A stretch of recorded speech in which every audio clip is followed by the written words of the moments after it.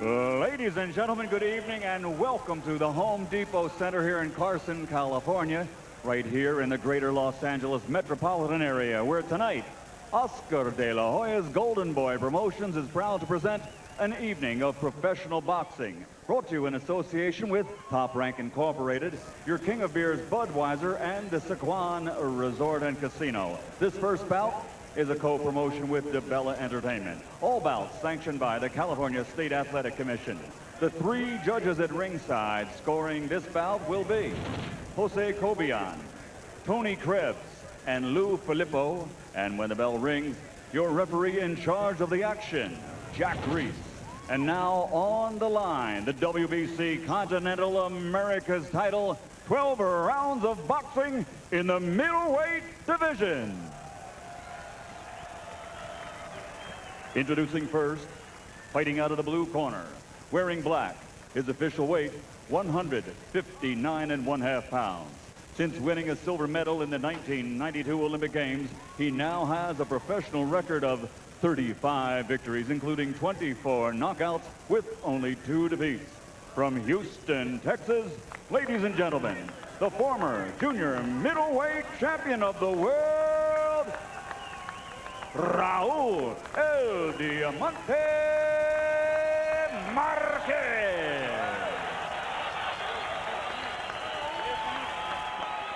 And his opponent across the ring, fighting out of the red corner, wearing black with white, and officially weighing in at 160 pounds. Since capturing Olympic bronze in 2000, he now has a perfect professional record consisting of 20 bouts, 20 victories, including 15 knockouts. He is the pride of Little Rock, Arkansas, the WBC Continental American Middleweight Champion, the undefeated Jermaine Bad Intentions Taylor.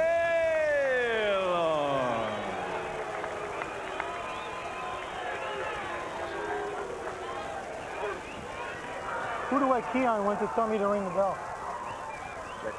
Red shirt guy? Yeah.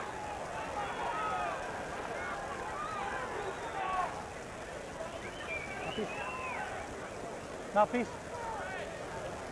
Gentlemen, I gave your instructions in the dressing room. I just want to remind you, I want a good, clean fight. Listen and obey my commands at all times. Protect yourself at all times. Touch them up, come out fighting at the bell. Given the lackluster performances of Hopkins and De La Hoya a couple of weeks ago, the question about Taylor is he the heir apparent or the heir certain? Just asking. Well, we should get some kind of indication tonight. I think this is a very good test for him tonight. Bout is scheduled for 12 rounds because of a minor title held by Taylor, and he's only been that distance once against Freddie Cuevas in August of last year. Surprisingly, in his lengthy career, Raul Marquez has only been to the 12th round twice.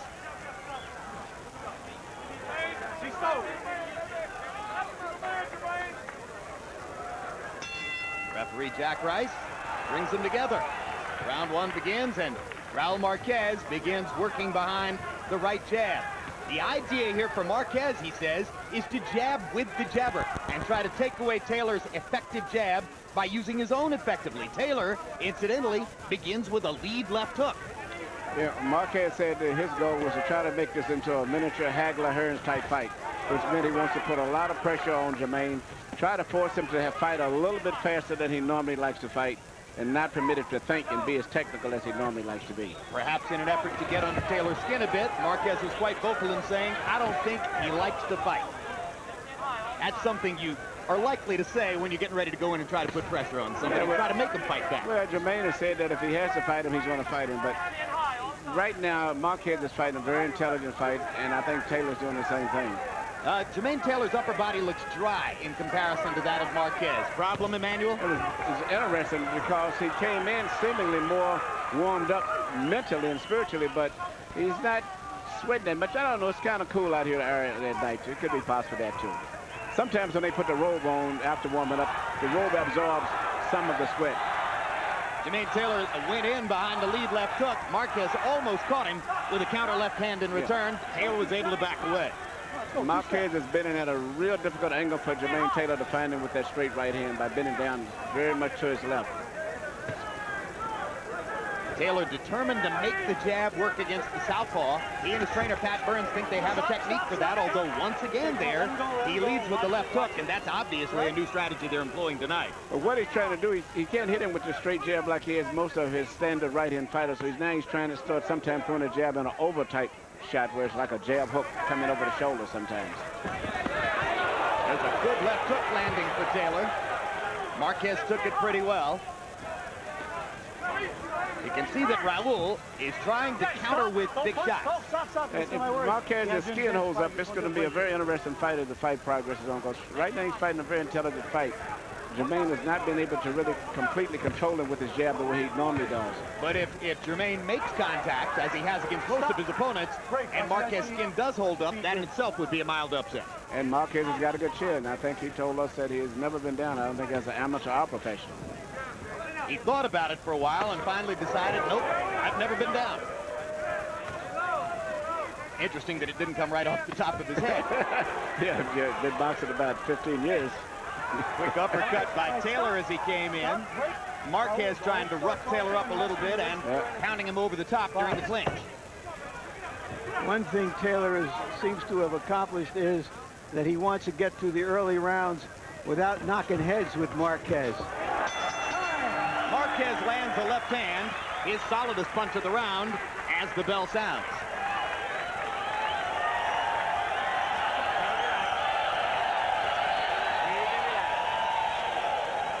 Nice and relaxed. Okay. All right. You know his ass is going to drop. He's trying to get out of there. Okay. All right, just get the jab going. Keep your left hand above his left hand. Because when you do, you score with that jab. Okay. You might want to. Look, now you see he's got to turn him under, right? As soon as you see it, shoot it up top. Shoot the left hand on top, okay?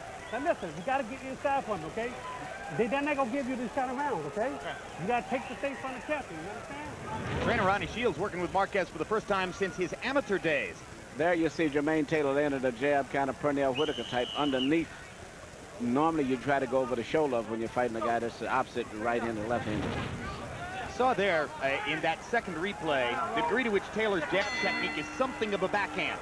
There's speculation here that Pat Burns may try to protest during the fight, and Shirley has already talked to the referee claiming that Taylor throws the jab with an illegal technique. It's an argument that's likely to fall on deaf ears. Yeah, Pat Burns is the coach for Jermaine Taylor.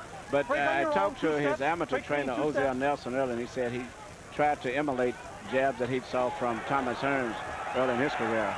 But it reminds me more of a Larry Holmes type jab for the most part. So, excuse me, what I meant to say was that Ronnie Shields would protest the way Taylor throws his jab.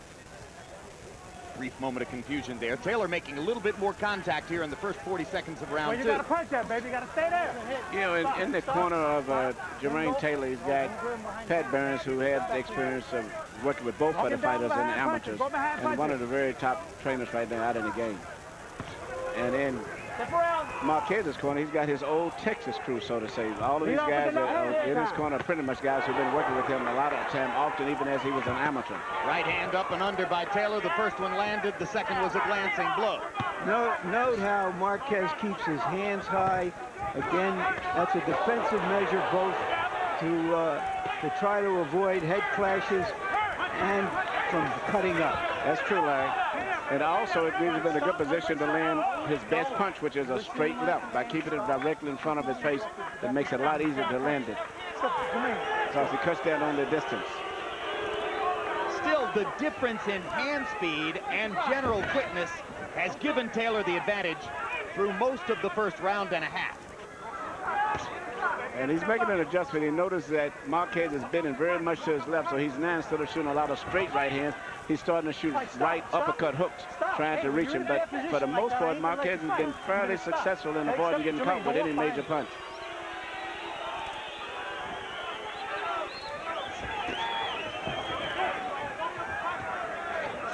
There is redness on the face of Raul Marquez around his mask. No visible blood yet. Good body shot by Jermaine Taylor with the right hand.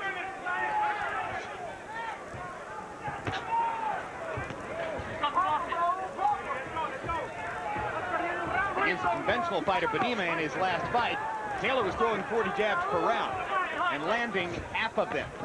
Here, it's harder to do that, but in the first round, he did land 8 out of 19 jabs. Well, Mixing Marquez, up his punches is Jermaine Taylor. Jermaine's speed is doing very good, but right now he still has not been successful, I think, at hurting Marquez. And Marquez is very difficult to hit with 2 or 3 punches because he's continually moving his head right to left. Veteran stuff by Raul Marquez, trying everything he can to disrupt the rhythm of the more gifted Jermaine Taylor. All right, baby, how we feeling? Tuesday night, catch the next Real Sports with Bryant Gumbel. Among the stories, an exclusive interview with football and broadcast legend Pat Summerall, who underwent a life-saving liver transplant earlier this spring, and a look at, you got it, erectile dysfunction, drugs, and how high-profile sports figures are the primary vehicle for the marketing of these drugs. The Viagra Wars, Tuesday, June 22. Stop, and I'm going to break your swing, all right? Okay, listen. Now listen to me. Look, Raul. Okay. You got to throw more punches. Okay. You're not throwing enough punches, okay? All right, we got to pick it up now, okay? You just seen the best this guy has, you understand? Just be smart, stay down low. And look, Step around a little bit, and then out of nowhere, come with that 2-1, okay? Where's that mouthpiece, boys?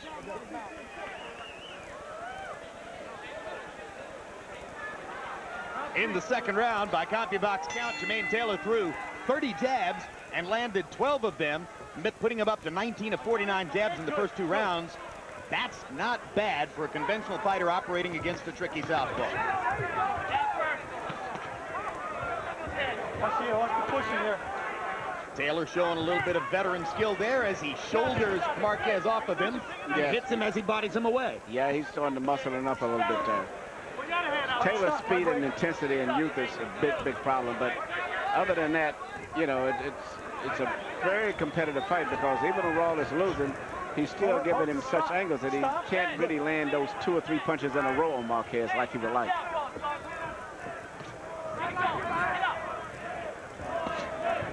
All right, stop my break again. Stop. You guys getting tangled up, righty, lefty.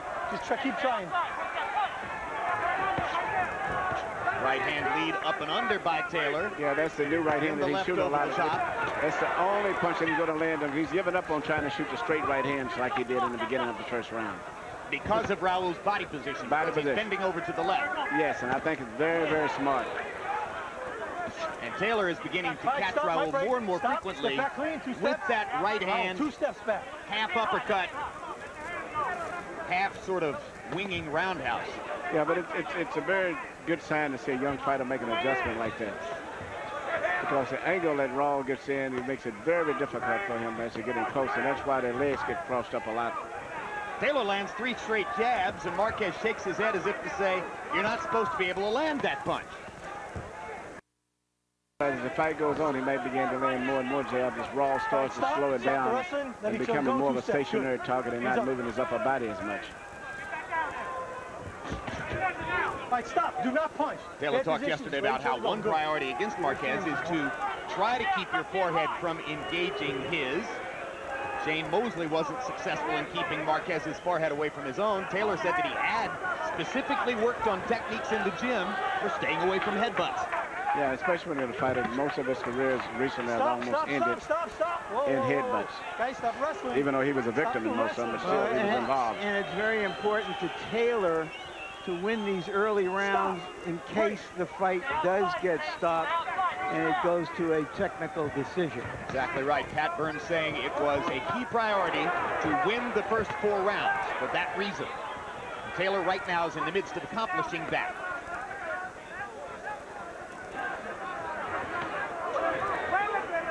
Everlast cover boy Jermaine Taylor showing more and more offensive game as the fight progresses. You know, Raul has been very effective for the most part defensive, but he has not been able to figure out how to be effective offensively against Taylor. And Taylor's finding enough answers in return to win the rounds easily. Yes, he's doing different things. Breathe and relax. Just focus on recover. Slow your heartbeat down. Breathe and relax. Slow your heartbeat down. Don't put any water on it, boys. Slow. All right, listen. Took you long enough to throw that damn 2. God dang, man. Did you see that? All right, look. Let's, yeah, and don't load up. Stay outside. I don't want you falling in. Keep it from a distance. You're dropping down, but you're not coming back with the left hand under. You're making a miss. Okay? You're making a miss, but you're not capitalizing. How you feeling? Good. Good. Just asking. Hey, Val. How much of that holding you gonna allow, man? Hold it. Here you see Jermaine Taylor landing a left uppercut, which is a very effective punch when you're fighting a southpaw, because first of all, they never look for that. They're always looking for your right hand. When I had Oscar De La Hoya fighting Hector Camacho, that's all that I trained him on was left uppercuts at Camacho, because he would never look for that. Fascinating. Round 4 begins. Harold, how do you have it through 3? Okay, Jim. 30-27, 3 rounds to nothing. Jermaine Taylor. Jim, I got to tell you something. You know, you talk about Jermaine Taylor backhanding with the left jab. The reason being is because you notice he holds it across his body for defensive purposes. So in order for him to throw a left jab straight, he'd actually have to, bring his arm out and straighten it out. And that's why a lot of people say he backhands. But he's landing all the power punches. It's a very easy fight to score so far. Fight out of it. Jermaine, fight out of it. Your hands are free. 1-2 for Taylor.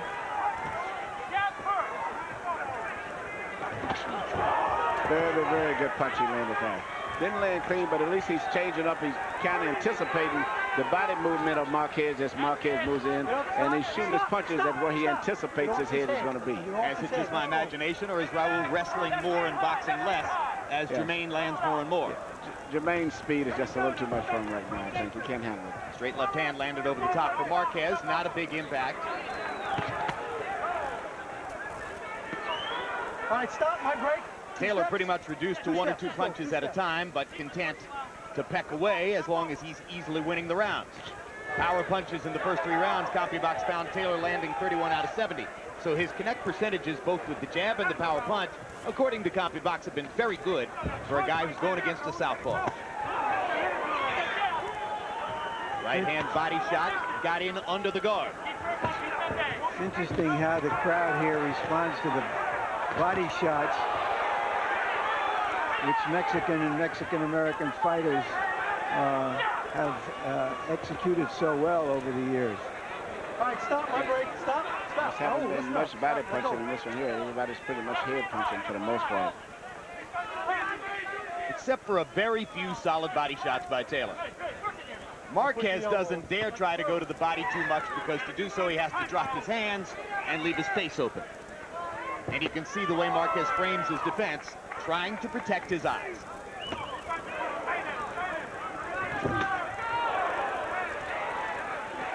Body shot inside by Marquez. 2 steps.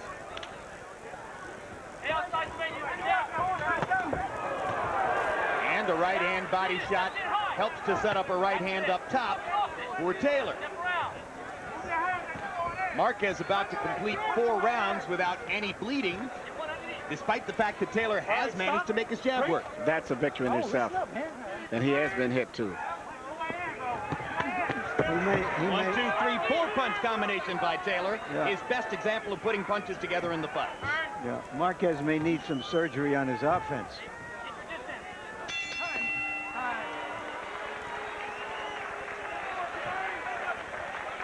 Listen to me now, listen. Joe, get his nose. Listen. You're getting too defensive on me, man.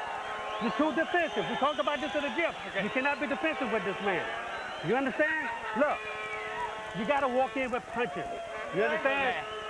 You got to walk in with punches. You're not walking in behind punches, man. You're just walking Back here now. He's trying to get you to reach. He's just going to try to get lucky. Maybe throw an uppercut, okay? You don't need to reach. You don't need to reach. Okay. Play games with him. Touching. Keep touching with that jab. All right? Come back with the right hand. He's going to duck underneath. We want to get his head As up. the fight is going, Now, as the once fight he is goes going in there- on, Jermaine is starting to do different things, experimenting now and do different things. Was he finding out that Marquez is not punching back that much?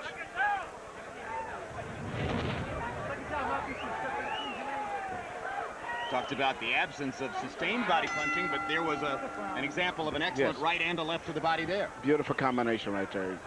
3 different punches, all shot from different angles at different targets. Well, you heard the mandate from Ronnie Shields, right on target. Marquez becoming increasingly defensive. Shields said that ain't going to work. You got to go at him and throw some punches. That, of course, will require that he opens himself up to a little contact, and Taylor hopes to take advantage.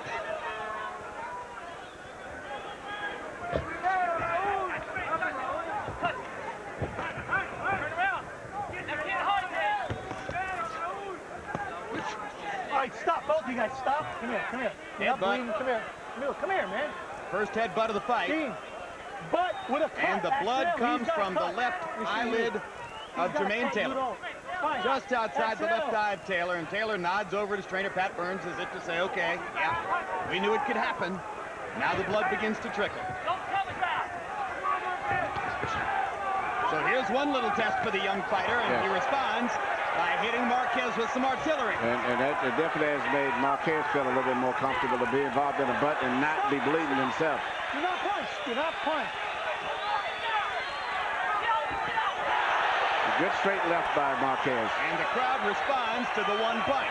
Well, seemingly the blood flowing from Jermaine Taylor stimulated him and has also stimulated Marquez. So the fight gets a little bit better after the headbutt creates Jermaine Taylor's trickle of blood outside the left eye. No, I say him, let you go. Crowd doesn't want you after referee Jack Rice to be pulling Marquez off. Big right hand by Taylor backs Marquez up.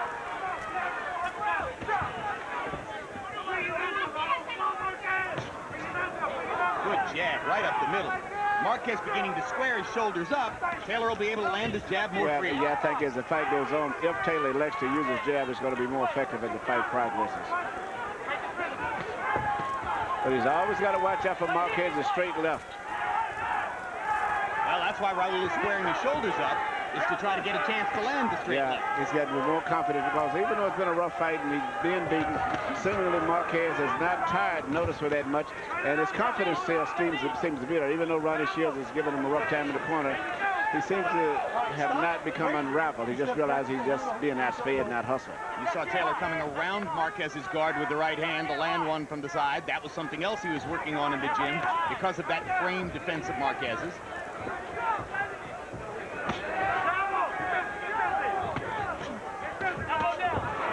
Right hand lands for Taylor. He hasn't really hurt Marquez in the fight, as is evidenced by the fact that Raul waves his gloves and says, keep coming. Keep coming at me. That's why I was very interested to find out that he had never been knocked down in his entire career as an amateur or professional.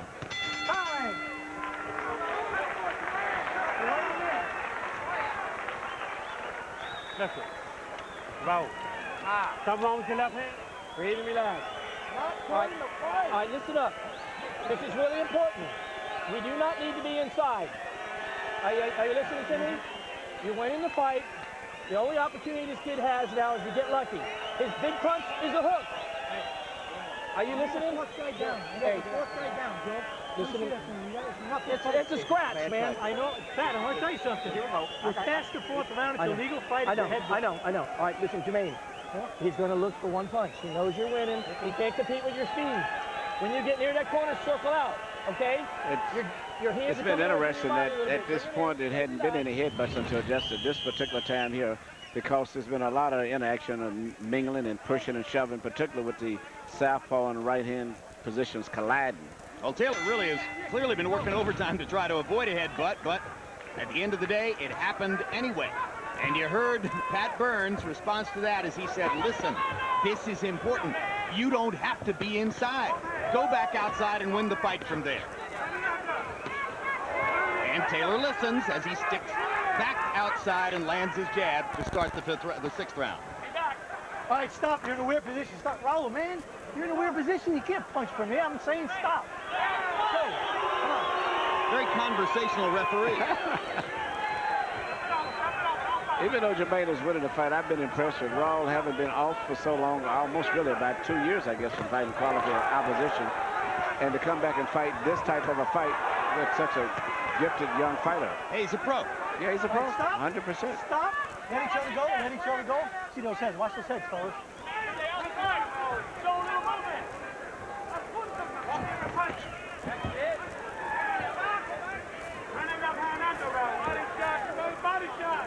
He may be making a good effort, but it's an effort for naught so far.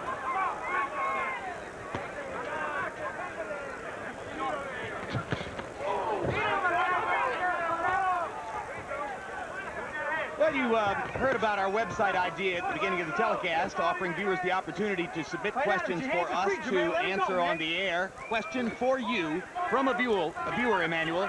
Does Taylor telegraph his jab? His jab is a funny jab. He shoots it from an angle which it looks like it would be easy to block, but it's for whatever reason, and I'm into boxing, it's very difficult to see that jab coming, even though to the public watching it, it's easier. But when you're in the ring, it comes from some angle that you just don't see it that often. And with speed. And he's got good speed with it. It was kind of offbeat. Like, it's not a jab where you take a big step and you can see it. It's kind of offbeat. Taylor working the jab consistently here in round 6.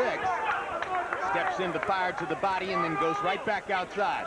Taylor has obviously taken to heart Pat Burns' advice that he not go inside against Marquez. Stop. Don't shove him like that. Come on, let's go. Step out. Marquez is putting everything on trying to land a short, straight left hand. He's not trying to jab with him. He's not trying to really body punch, counter punch, or do anything. Just hoping that he can look and catch that little straight left hand. Taylor's cut man is named Ray Rogers. Did a good job, at least at the beginning here, on that little niche outside the left eye from the headbutt. Taylor isn't bleeding in this round. Hard right hand by Taylor. Knocks Marquez back. Marquez keeps on coming. Stop. Wait. Raul Marquez said that he wanted a dogfight. Right now, it's a Doberman against a collie. And Taylor is the Doberman. And let's take a look at a continued package of highlights throughout the fight. Jermaine Taylor's jab. Jermaine Taylor's jab is a very, very effective punch, and he shoots it from an angle which is really, you know, normally you shoot your left jab from your hand in an upright position where an opponent can look for it. But he shoots his from his middle of his stomach where you just don't know how to angle yourself to pick it off. Is there a question of legality because of the backhand motion? No, it's illegal for the most part, but it could be a little argument, but for the most part, it's illegal. Okay, let's start looking for 3. Let's put more groups together. The jab's there, right, left hand above it. Shoot the jab, shoot the right hand. Let's start bringing them hooks and stepping around. Off balance. Okay? Come on. Now go. Okay. Now listen. Come on now, we're coming down to it now, okay? Come on. I need both hands moving at all times. Speaking of cut men, Raul Marquez has got one of the best in the business, and one that probably gets more practice than any other one, is Joe Sousa. He's having worked with Marquez and Arturo Gatti. Stop wrestling. Let each other go. Jesse Some of the James great leaders of all Leha. time. Well, of course, he had the greatest line ever for a cut man, as Larry always points out. Sousa, asked why he wanted to be a cut man, said, "I like blood." Harold, you had 30-27 after 3. You got 60-54 right now. Absolutely, Jim. 60-54, 6 rounds to nothing. Jermaine Taylor. Jim, you know, in addition to the clean punch that was you reporting out all fight, let's look at the ring generalship. Jermaine hits him and then steps to the side each and every time. So if Raul goes to counter, just like he did right there. If Raul goes to counter, he's not there. Beautiful ring generalship. Raul Marquez complaining about Jermaine Taylor following through with his elbows. Marquez occasionally lands a straight left hand. Usually, Taylor chooses to follow that by landing or firing at least a 3 or 4 punch combination. When he's smart, he steps away. Well, what I like about Taylor, whenever he does get caught with one of those straight left hands of Marquez, he fires right back in retaliation. He never will permit Marquez to really take control or get a momentum to go on. He will fight back automatically as soon as he gets hit with a punch. That's the instinct of a fighter. Yes, he will not let you take control.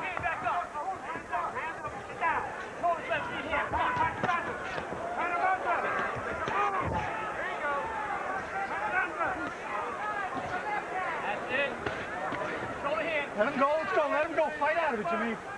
All right, stop my break. Marquez pounding away inside in the clinch, trying to take some of the sap out of Jermaine Taylor's body. It's going to be tough for Marquez to in any way out physical Jermaine Taylor is one of the most spectacular specimens in the sport at this moment. That last sequence, he came back with the left hook after the 1-2 for one of the few times in the fight. Well, Pat Burns told us you won't see that cleanup left hook because against a guy like Marquez, we're just trying to land 2-punch combinations. But as the fight has gone on, Taylor has found more and more opportunities to bundle up 3 or 4 punches. Yes, and his jab is becoming more and more effective. He's jabbing right between the gloves and being very effective with it. When normally you fight southpaws, you jab over top. And there's the straight right hand thrown conventionally over the top, and now that lands. as maybe Marquez's guard is beginning to drop just a little bit. Yeah, he's slowing down. He still bends over to the left usually when he gets close. But he's slowing down just enough. But this stage here, Taylor should just focus a lot on working that jab right between the gloves until he can find a perfect punch. So Pat Burns gave him the right advice when he said stay outside and be content to control the fight from there? Yes, he is, because the more he gets in closer, even though he's winning the fight, one blow can change it. It's not like a basketball or football game where you can get a big lead and coast. Margin for error. Although, of course, one reason they were willing to fight Raul Marquez, he's not a particularly big puncher.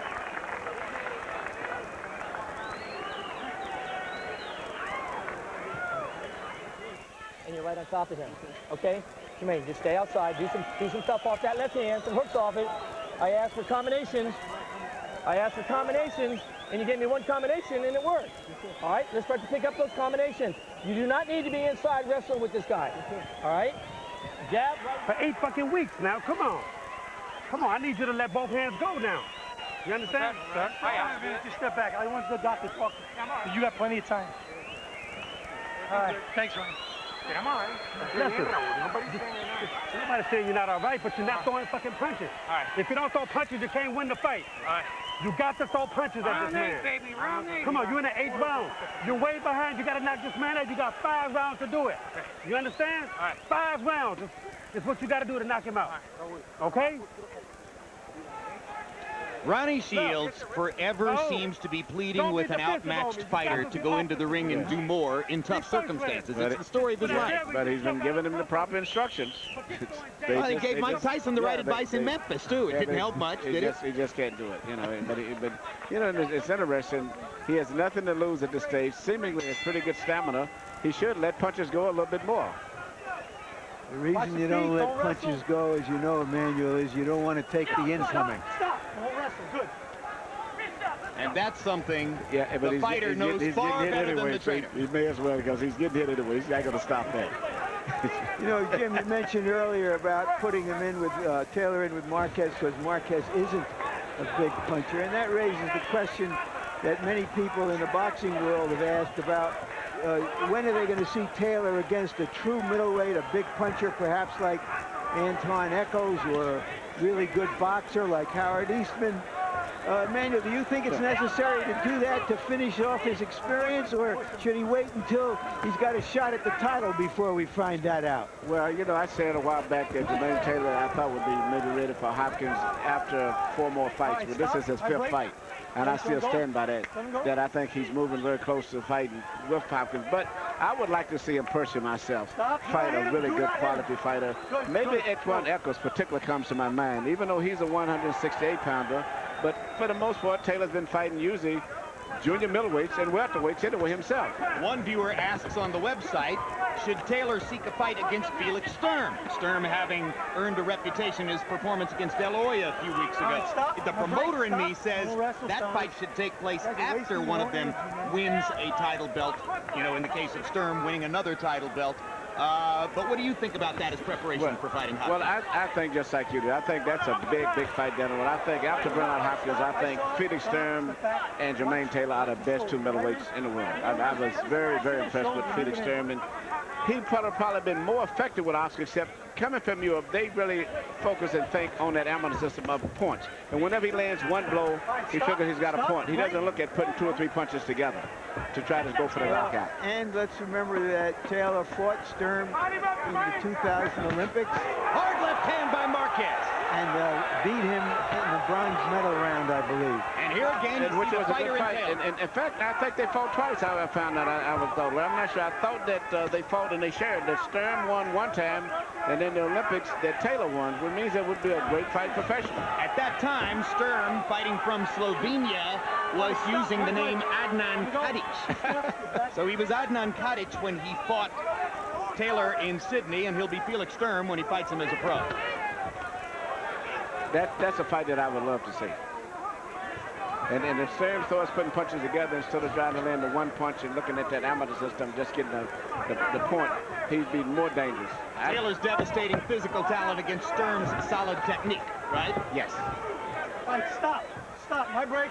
Let each other go. Let's go. Well, Marquez might have landed his best punch of the fight in that round, but Taylor came back with a flurry of his own. Listen, Raul. Look, I keep telling you, I want the uppercut fucking going to uppercut.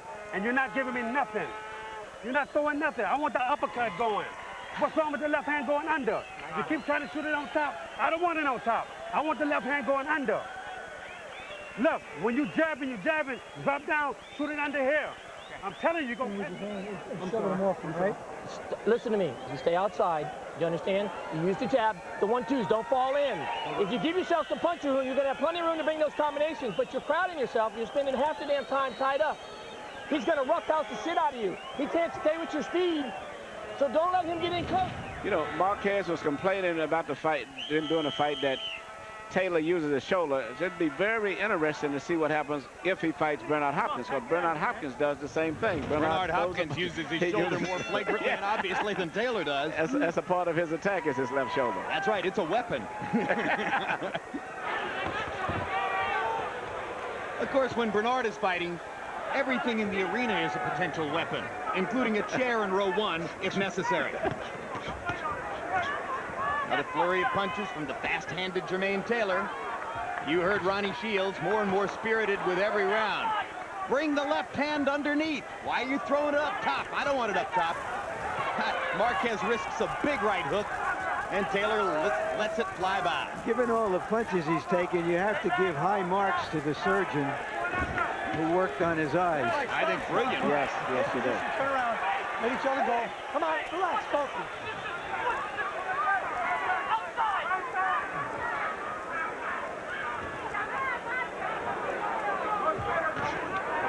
Marquez said that after his fight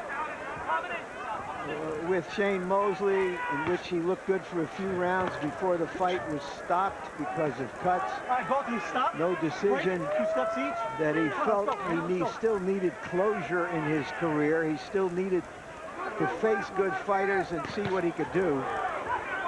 I wonder what he's thinking right now. Well, he's going to the top when he's fighting with Jermaine Taylor. This is about as close as you can get to the top, because the only thing above him, in my mind, is Hopkins right now. And plus, he's fought mainly as a junior middleweight, so he's fighting as a full middleweight this All right, fight. stop. Do not punch. Step back. Turn around. There you go. Turn around. Turn around. Do you expect a vastly different Oscar De La Hoya on September 18 against Hopkins than the man we saw 3 weeks ago? I think so. I think Oscar still realizing what had happened and probably how he prepared and everything else, and maybe underestimated the fighter. I think I think Oscar's going to be much more focused, much more intense, and I still have to give him a very good shot at beating Hopkins. I know the pride of Oscar, and I know the talent that he does have.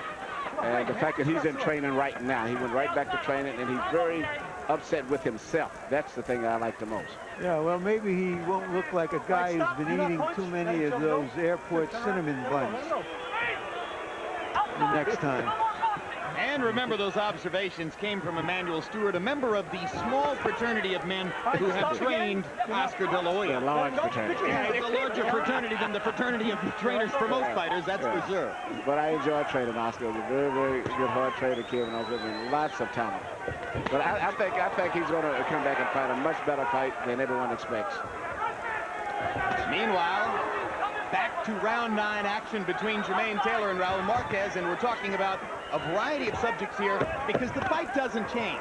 Essentially, all these rounds have been largely the same. The fight is changing now. Marquez is down for the first time in his career. 3, look at me, Raul. 4. And he's cut over the right 5, you eye. okay? So the beginning of the end may have Are you begun okay? for Raul Marquez. 7. Yeah, as You soon wanna as continue? Taylor started Walk to me. throwing more punches instead of just 1 and 2, Yes. and Marquez has taken a real battering.